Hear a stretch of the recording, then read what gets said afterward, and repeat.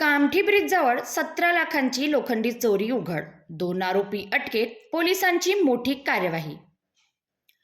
नागपूर शहरातील जुनी कामठी पोलीस ठाण्याच्या हद्दीत मोठ्या चोरीच्या प्रकरणाचा पर्दाफाश करण्यात पोलिसांना यश आले आहे. खैरीगाव कामठी ब्रिज समोर असलेल्या डीपी जैन कंपनीच्या साईटवरून तब्बल 17 लाख रुपयांचे लोखंडी साहित्य चोरीला गेल्याची उघडकीस आली होती. मिळालेल्या माहितीनुसार 6 एप्रिल 2026 रोजी रात्री साईटवरील पिल्लर क्रमांक 230 जवळून लोखंडी पियर कॅप प्लेटचे 6 नग आणि pier cap top side shutter अज्ञात चोरट्यांनी चोरून नेले.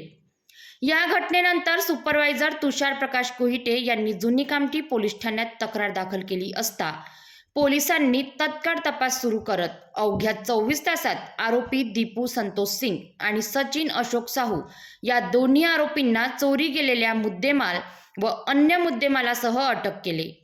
पोलिसांनी आरोपीजवळून एकूण 27,85,000 रुपयांचा मुद्देमाल जप्त करून आरोपी विरुद्ध भारतीय न्यायसंहिता अन्वये विविध कलम अंतर्गत गुन्हा दाखल केला असून पोलीस उपनिरीक्षक शेख कुमार पांडे पुढील तपास करत आहेत.